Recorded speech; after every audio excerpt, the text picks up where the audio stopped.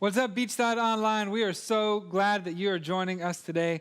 My name is Zach. We've got the band here, the crew's here, but we want to know where you're watching from this morning. Maybe you're in your living room, in your kitchen. Maybe you're sitting on the beach watching church online this morning. Drop us a comment below. Let us know where you're watching from today. Hey, we've got a great day planned for you. The band's got some incredible music lined up for us. And then after that, we get to hear from our student pastor, Jonathan Watson, as we kick off a brand new series called A Faith of Your Own. We're going to be talking about how to develop a faith of our own and a faith that we can own even through this season that we're walking through right now. So go ahead, click on the share button below, whether you're watching on our website, maybe you're on YouTube or Facebook. Click the share button below. Let people know that you're watching Beachside Online and that they need to join you right now. Hey, we're super excited about today's service, but most importantly, we're glad that you are joining us here this morning.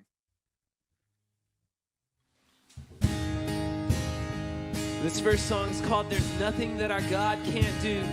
The promise that we hold on to is that even though when we face trials and circumstances and obstacles, Jesus has overcome the world. That's the truth. Come on, sing this with us.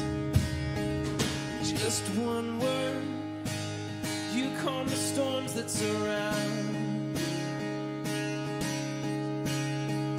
Just one word, the darkness has to retreat. And just one touch, I feel the presence of heaven. And just one touch, my eyes are open to see. My heart can't help but believe. There's nothing that our God can't do. There's not a mountain that He can't move. Oh, praise the name that makes a way.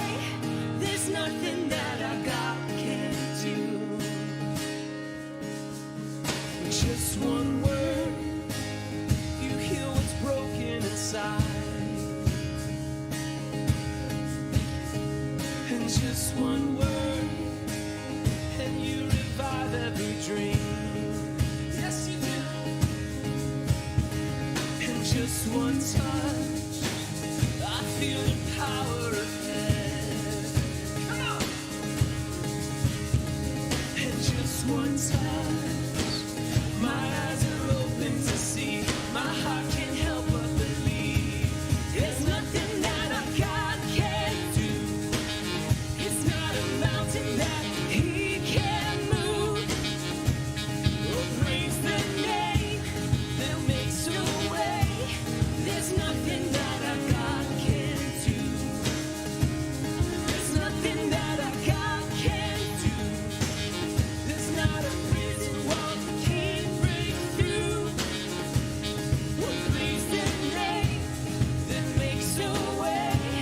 There's nothing that our God can't do.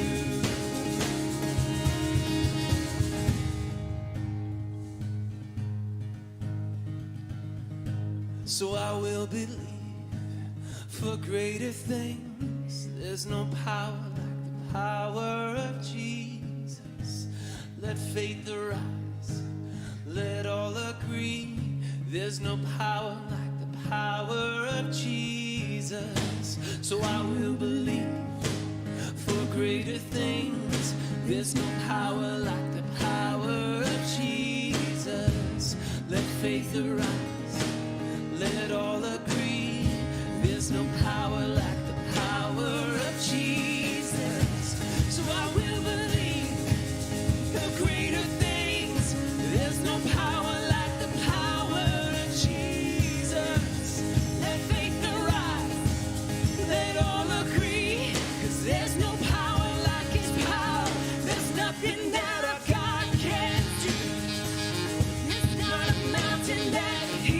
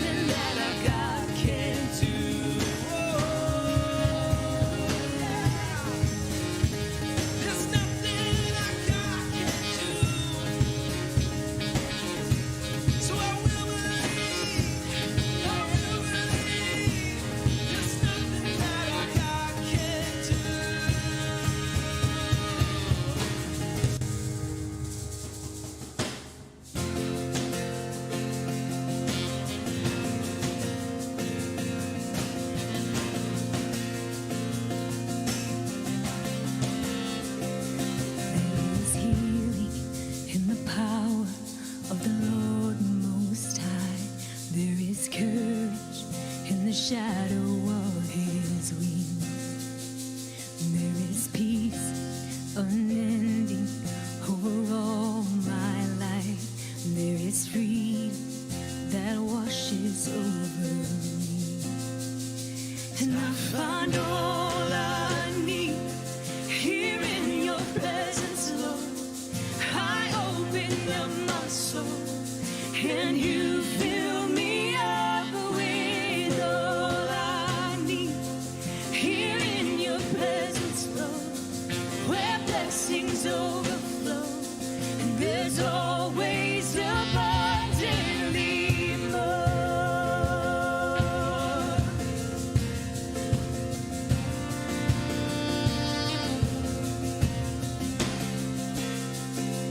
There is rest in the goodness of the Lord my God. There is treasure in the kindness of my King. Come on. And there is comfort in knowing your unfailing love, my provider. You set my spirit free. Yeah.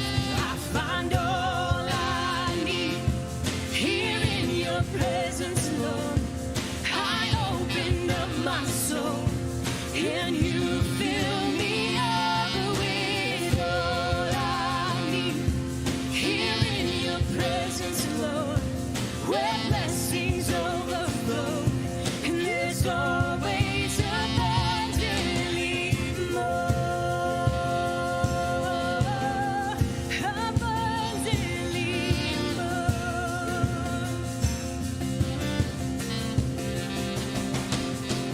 It's more than I could ask or seek, more than I could fathom. God, your love for me is better than I imagined. More than I could ask or seek, more than I could fathom. God, your love for me is better than I imagined.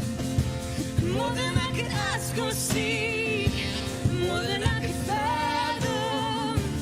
God, your love for me is better than I imagined.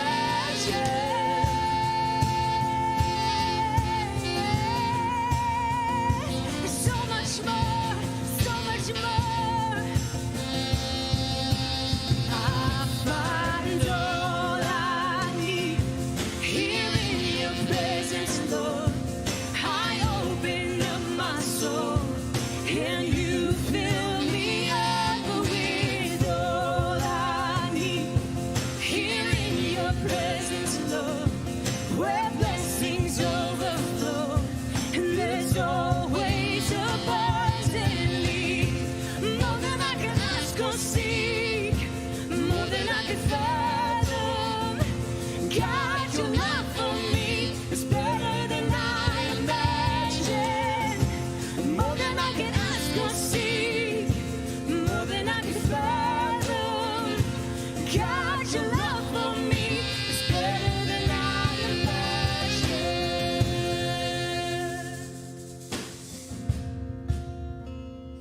God, we just thank you so much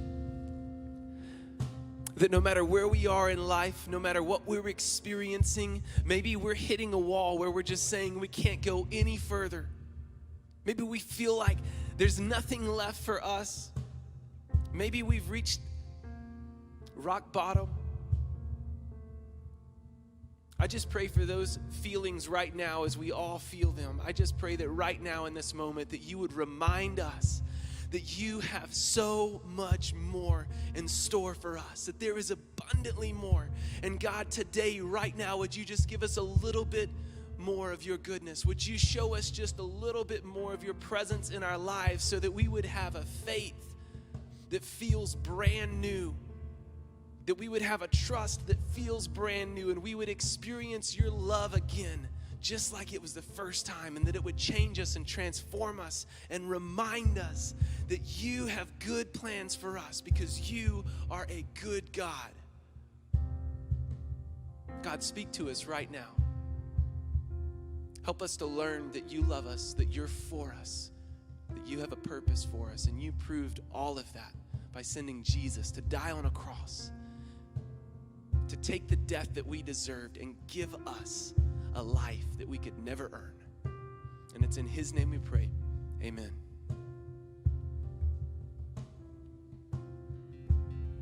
Hey, one of the questions that we get asked over and over again right now is, when will Beachside resume in-person services? And with businesses opening up around our community and figuring out what that looks like, it's a reasonable question to ask. And right now, our leadership is working on a plan to see what it looks like to make a phased reopening of our building. And as we do that, our top priority is your safety and your family's safety, and making sure that we make those decisions in a wise and responsible way. And so over the next little bit, we'll be in contact with everyone to let them know what our phased reopening approach looks like. But you can actually begin taking a step today towards meeting in person by meeting in person with your community group. And the first step in that is just reaching out to everyone in your community group and seeing if it makes sense for you and your group to start meeting together in person again. And as we continue to develop and roll out our phased reopening approach,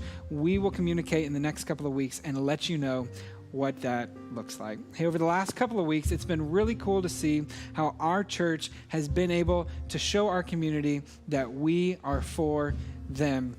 We've been able to help several families who have lost jobs.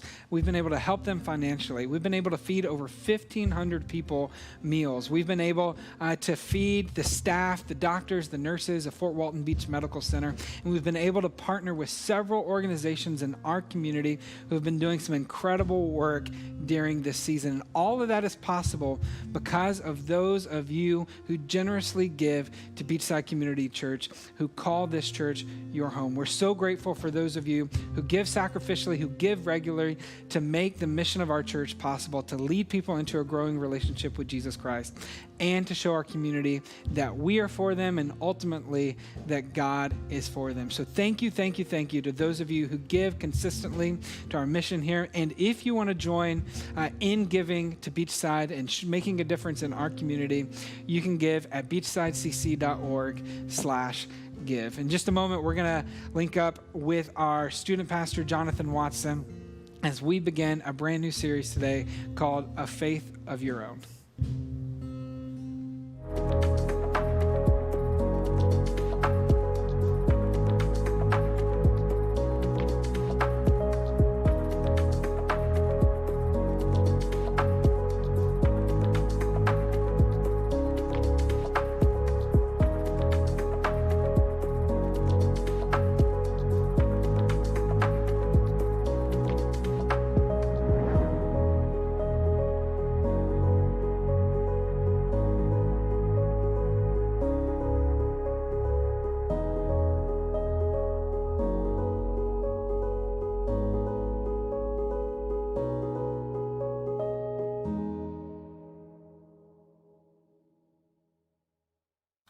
Good morning and welcome to Beachside Community Church Online. My name is Jonathan and I get to work with our students here at Beachside, and I love to work with our students. I love my job and I love getting to spend time with them. I miss them and I'm super ready to get back together with them, hopefully in the not too distant future.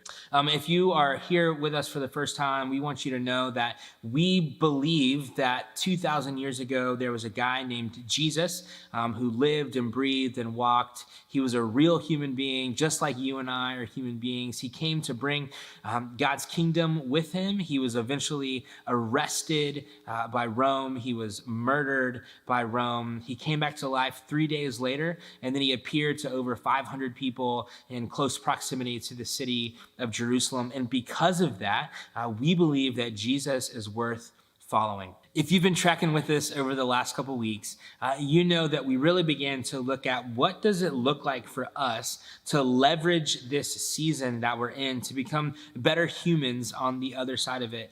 Last week, Andy asked us the question, what does it look like for us to pray, God, use this season until you choose to remove this season? When I heard Andy say that, I got really excited because I began to wonder, how can I use this season? I love to set goals and I love to think about tasks that I can accomplish. I'm a very goal-oriented person. And so when quarantine was coming and I knew that it was around the corner, just to be completely honest, one of the first things I thought was, oh my gosh, what can I accomplish during this season where I'm going to be quarantined at home? Life isn't going to be as busy. I'm not going to be in the office as much. We're not going to be doing, church on Sunday mornings as like we were doing that. What can I accomplish in this season that I might not have had time for beforehand?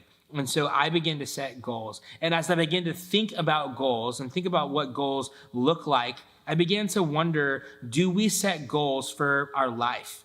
Do we set goals for kind of the meta narrative of our life? When we kind of think about the future, do we think back on our lives and go, hey, there are a couple things that I wish would be true about who I am as a person? And I think one of those things that we want to be true about who we are is that we all want to be accepted, right? Like we all want to be able to say that we have friends, that we found community, that there are people who like us for who we are, the people that like us because of the things in common that we have. They like us because of the things that we like. Like I don't think there's a lot of people who wake up and go, hey, I can't wait to be alone for the rest of my life. And I think, that's part of the reason why it causes us sadness, when we see our friends post something on social media that we weren't invited to. We feel sad over that because we want to feel accepted. I think another thing that we all want to feel is we all want to be successful. I think there's a lot of different ways to define success in our lives. It could certainly be the amount of money we make or the things that we own, the house that we live in, the job that we have, to be able to get the promotion. We want to be able to kind of think about our lives and go, hey, I was successful during my time here on the earth. And again, I don't think any of us wake up tomorrow morning and go, man, I can't wait to be a failure today. I don't think anyone has said that at any point in their lives. And I think we all want to have purpose as well. I think we all want to find meaning in our lives. We all want to have purpose. We don't want to kind of wake up to this meaningless existence or where we just kind of go through the motions and nothing has any purpose. We want to make a difference in the world around us. We want to cause change and we want to create good things, and we want people to go, man, that person did a lot and it was meaningful while we were here. Nobody wants to waste their life, And I think a lot of us, we all want to have good relationships. I think that's a goal for a lot of us, is we want to have great relationships, whether that's, with our spouse or whether that's with our friends or whether that's with our peers at work, is we want to have good, strong relationships. We want to have community. We want to be able to kind of look around and go, man, things are going well in my friendships. And that's why I think a lot of us find this particular season difficult. I think we have found good friends. A lot of us do have good friends, and being alone in this season is hard for a lot of us. I think we also all kind of want to have experiences in our life. I remember when I was, I think I was in fourth grade, my dad checked me out of school to take me to a Braves game. That's an experience that I'm going to remember for the rest of my life. And that was really awesome. And I think we all want to have these experiences as well that we can kind of reflect back on and think about how fun that was, or how awesome that was, or how meaningful that was. We take vacations and we go on cruises and we do all these things because we want to have experiences in our lives. And I think for a lot of us, we all want to believe in something. We all want to have faith. And I totally understand that there's perhaps some of you this morning who are watching who you're just kind of on the fringes of church, and maybe you don't believe in the things that we believe. But I still think that there's something inside of us that wants to believe in something bigger than ourselves. We want to believe that maybe there is a man upstairs who is there, who is working things out. And, or even if, we're not to that phase yet, we still want to believe that there's goodness in the world. We want to believe that there's some kind of a moral ethic or a social responsibility that we all have. And for our conversation today, I'm just kind of going to take all of those things and say, we all want to have faith. We all want to have faith in something. And that's where we as a church come in. I think, you're here this morning because you either have faith or you have questions about faith or you're curious about faith. And so what we want to do as a church is we want to help people grow in their faith, and we want to help you develop a faith of your own. Actually, in the hallway right behind me, there is a banner that hangs on the wall for our students that says, developing a faith of your own. And that's what we want. And that's what we want for our students. And that's what we want for you this morning as well, to really begin to develop this faith that you can own, that's personal to you, that's real to you. And as I was thinking about this morning, and as I was thinking about faith, I really began to ask the question, what is faith? What is faith exactly? You see, I think a lot of us use faith as kind of this stopgap in our knowledge, right? When we don't have all the answers, we just kind of tell people, well, you just have to have faith. I mean, think about the current debate in our culture right now between science and faith. You see, science is kind of the belief because of facts, and faith kind of becomes the belief in the absence of facts. I mean, think about the beginning of our Bibles and the creation story in Genesis chapter 1. You see, a lot of us, we kind of read that, and science says there's no way that it's possible that the world was created like the Bible said that it was created. And then, we read the Bible and go, of course, that's how God created the world because the Bible said, and we just have to have faith that those things happen. But the logical kind of question that comes next is, what happens when our knowledge begins to grow? Well, the only thing that can happen to our faith is our faith that kind of begins to get smaller. If we use faith as a stopgap for our absence of knowledge, when our knowledge grows, our faith gets smaller. And I think so for some of us, we use faith as we're not really sure what to say, or we're not really sure what to do next. I think that there are some of us who, we've been praying for someone in our family who's been sick for a long time, or we've been praying for that promotion, or we've been praying for that new job, or we've been praying for that relationship that it'll fix itself, or that it'll get better, or that girl will notice us. And then we kind of just tell people, well, man, you just have to have faith. Like, you just got to have faith that something good is going to happen in your life, or you've got to have faith that God's going to do something for your sick grandparent or whatever it may be. When I was growing up, I would always read that story where Jesus talks about how, faith the size of a mustard seed can move mountains. And I remember hearing that and going like, if faith the size of a mustard seed can move a mountain, how small is my faith if I can't simply get an A on a test that I studied for? And I think what happens is we begin to question and we begin to see faith as a means to get God to do something for us. And obviously that begins to cause us problems when God doesn't do the thing that we need him to do. And in that moment, our faith kind of feels like it's getting the rug pulled out from underneath it. I would even begin to imagine that there's some of you here today who are watching this and you've walked away from faith because you've had a belief that faith means that God's going to do something on your behalf. Or faith is something that is a stopgap in your knowledge, but then your knowledge has grown. You've become smarter, and all of a sudden your faith has gotten smaller. You see, I think that there's probably a lot of us who have walked away from our faith because we had a wrong view of what faith actually is. And so over the next couple of weeks, we're going to really break down what it means for us to have faith. And here's the deal. I believe that this is incredibly important. And I believe that it's incredibly important that we get this right. And parents, if you're in the room and you're watching this and you're thinking about your kids, it's incredibly important for you to get the concept of faith correct, because the faith of the next generation is dependent on the idea that you get the idea of faith right. You see, I tell our students all the time that I believe that they are going to create the future that we're going to live in. And we need students who have great faith to create a great future that we're going to live in.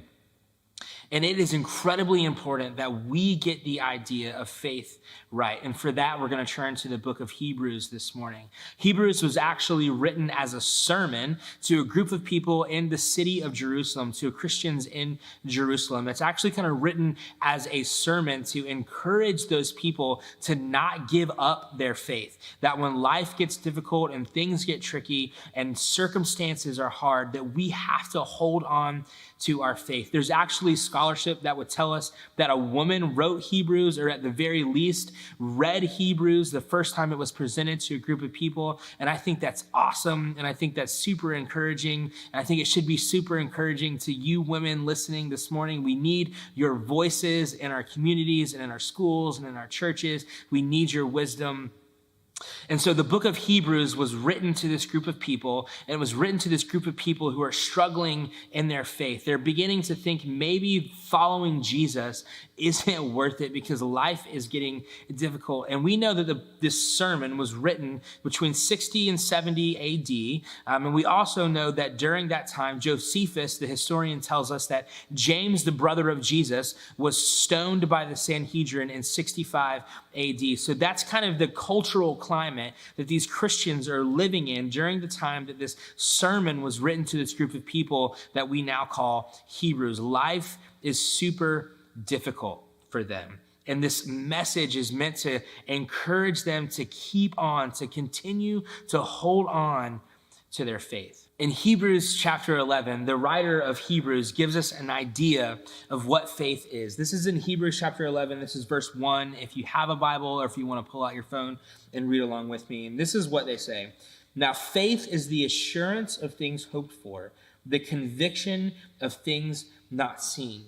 You see, this word assurance, now faith is the assurance, is actually a super fascinating word in the Greek. It's this Greek word called hypostasis. And you might have heard of this word before if you kind of work in a medical profession. If you haven't heard of it, I'm going to leave the Googling up to you because it's kind of a weird medical condition. But at the time that Hebrews was written, hypostasis was kind of emerging as this Greek philosophical concept that has a lot of meaning for what we're talking about today. Hypostasis is also two Greek words that are kind of mashed together.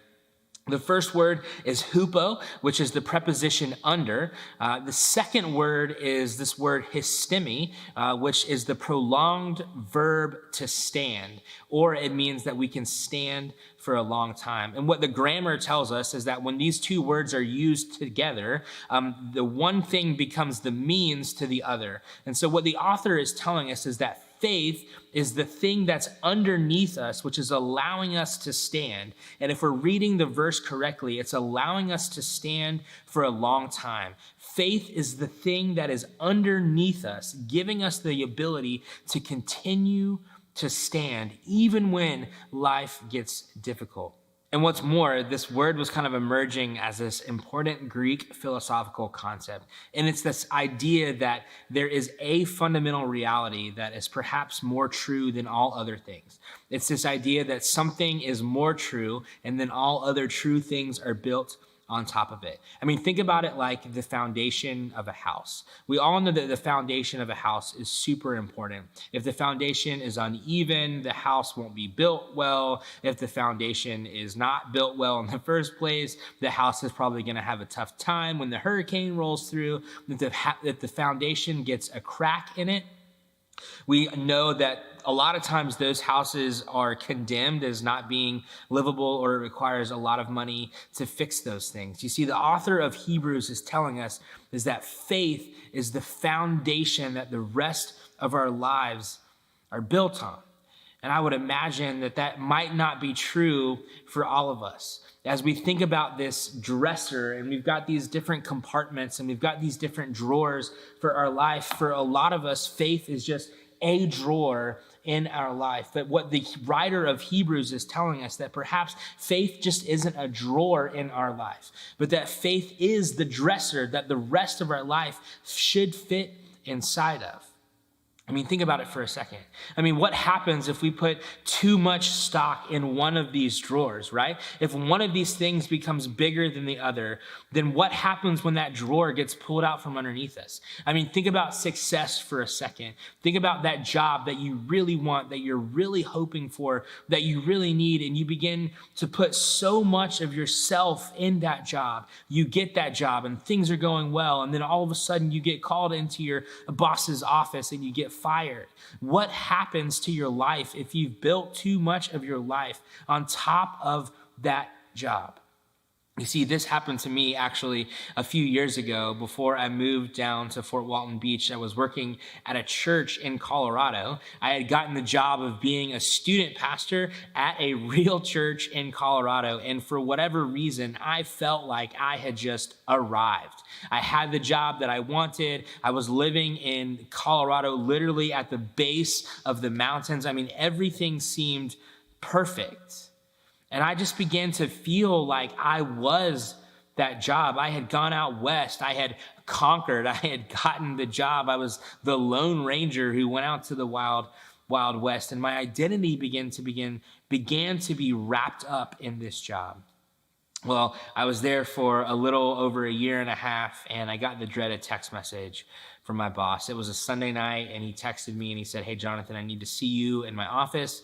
And when I got that text message, right, like my stomach just dropped to the floor, and I knew what was coming. And sure enough, when I got into my boss's office the next morning, he said, "Jonathan, we just don't feel like you're a great fit on our staff team." And I was devastated. Like, I felt like I had failed. I felt miserable. I felt like my life had been pulled out from underneath me. And I began to wonder, was I good enough? Could I hack it? Had I failed? Had I chosen to go into the wrong career? What if I never got another opportunity?